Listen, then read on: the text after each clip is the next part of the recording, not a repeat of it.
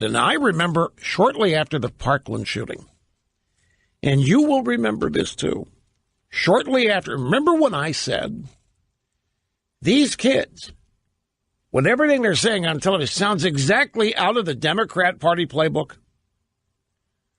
And then do you remember the cascading cacophony of criticism I received? I was not alone in making the observation, and others who made the observation also came in for big-time criticism. I, of course, don't care. It's a measure of success for me, but they went nuts. You can't say that these are traumatized kids. They were facing death. They were facing gunfire. They were facing the bullets of an AR-15. And you want to reduce their heroism and their trauma to the fact that they're behaving and talking and sounding like the Democrat Party. Yeah, exactly like that. My point was they were getting help. My point was their tragedy had been hijacked by the Democrat Party and converted into the advancement of the Democrat Party to leftist agenda. And I said this, within days of this. I'll never forget the monologue. I ended up, I started out by praising some of the kids and some of the things they'd said that I truly was impressed with the poise and the knowledge, the ability to speak and so forth. But then on the activism side, it just looks awfully suspicious. I mean, these are 16-year-olds, 17-year-olds, and they sound like Chuck Schumer. 16, 17, they sound like Pelosi, or take your pick. Well, my friends, it turns out from no less than BuzzFeed, the Parkland teens fighting for gun control have the backing of these huge organizing groups, some of the largest organizing groups in the country are helping the students advance their gun control agenda. Several large progressive organizations, donors, and high-powered PR firms are backing the March for Our Lives movement, which is on March 24th. Exactly. I'm not trying to do a see I told you so here, but I'm just making note of it.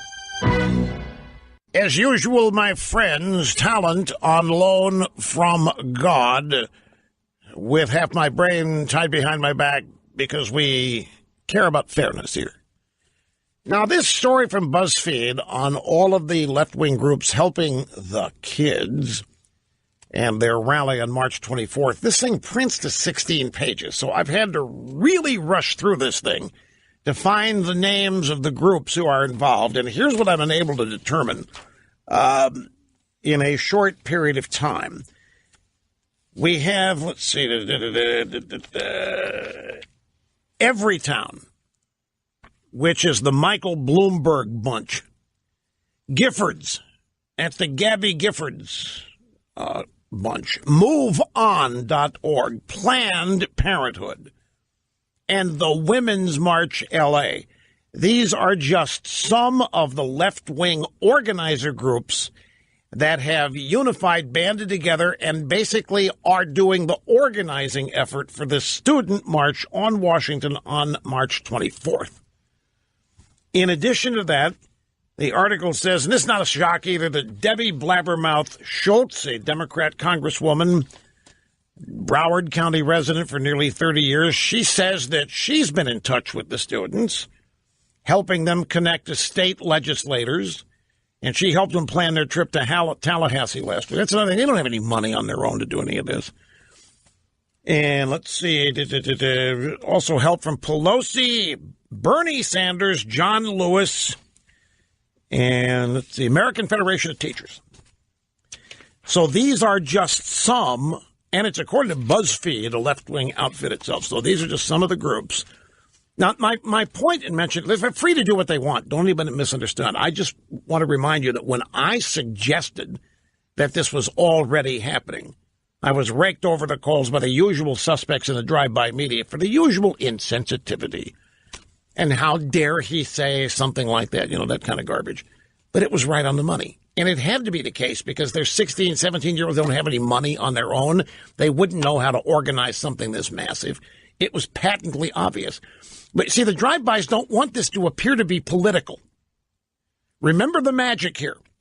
The way this is all portrayed publicly is these are the victims. These students are the victims. Their reaction is real, and it is from their hearts. It has nothing to do with politics.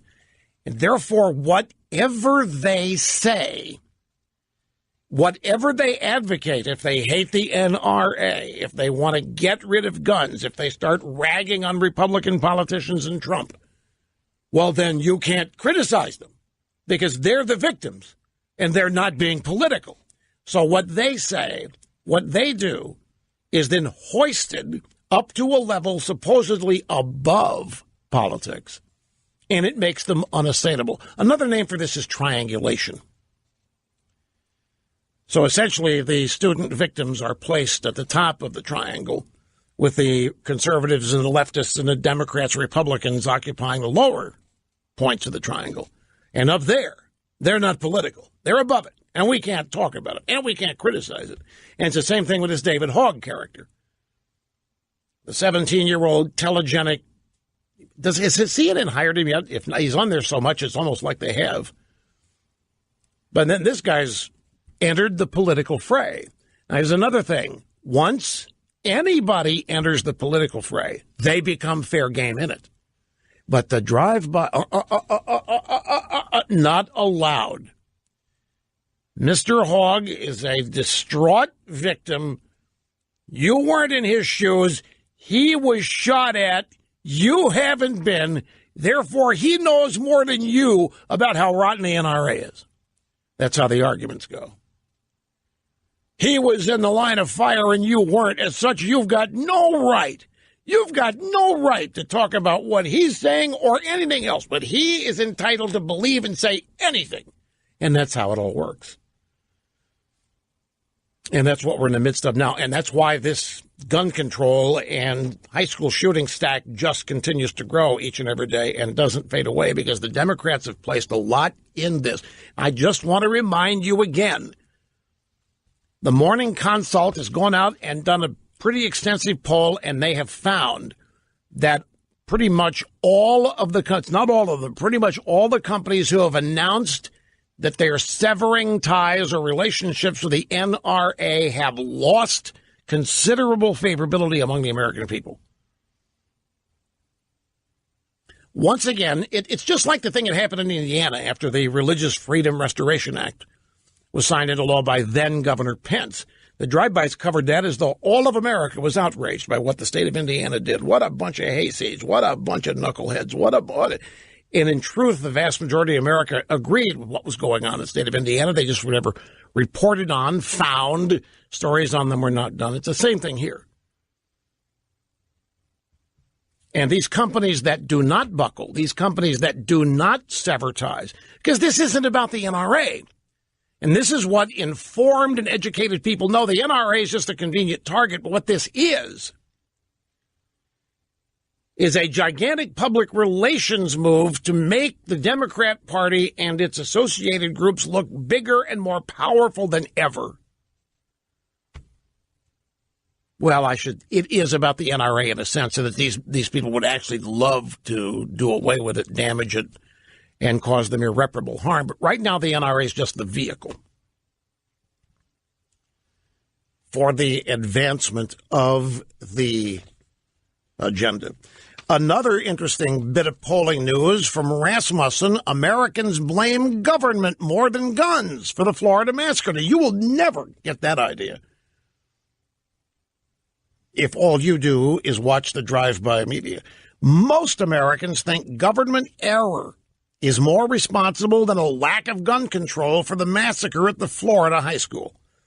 Latest Rasmussen Reports national phone and online survey finds that 54% of American adults believe the failure of government agencies to respond to numerous warning signs from the prospective killer is more to blame for the mass shooting. It only makes sense. It's exactly right.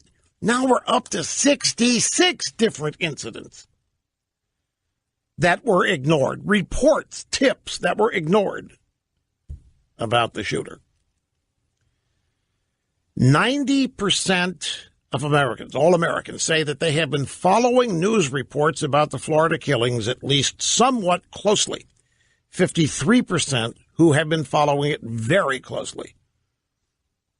Americans are not convinced stricter gun laws will reduce crime, and they don't trust the government to fairly enforce those laws. Let me take that little statement and ask you about something. There's a new bill that some in Congress, including some Republicans, are trying to revive. It was floated once before, and it went down to defeat. And it's the No-Fly, No-Buy Law Act. And what it is essentially is if you end up on a no-fly list, if you're on the government no-fly list, then you can't pass a background check. You can't buy a gun. Right now, it would affect something like 3,000 people who are on no-fly lists. And when it was originally proposed, before people really thought about it, they said, that's a great idea. Of all the people that shouldn't be getting guns, it's people on the potential terrorist list. And then people began to think about it. So, well, wait a minute now. Who's in charge of putting people on that list? And the answer, of course, is the government. So if we pass legislation that is essentially no-fly, no-buy, meaning anybody on a no-fly list, nobody on that list can buy a gun, and the government's in charge of putting people on the list, well, you see the potential for abuse there. But they're trying to revive this again. And in this heated atmosphere where the left and the media are making up and exaggerating the degree of animus toward the NRA, they're exaggerating and making up the degree of anger and opposition to guns in general. They're making it up. Don't be surprised, because everybody in the public is, in one way or the other, most of them are responding to all kinds of public pressure, like these boycotts. These businesses responding to tweets and emails, threats, and what have you. They're just taking the path of least resistance. Some people have said, some of these companies don't have the guts to stand up. We don't have a chance if these people know what's going on and still don't have the guts to stand up to it. And I understand the thinking. I'm telling you, folks, when you run a business, an industry, corporation that is heavily regulated by the deep state, the administrative state, there's a lot of fear of the damage they can do to you simply with their regulatory power.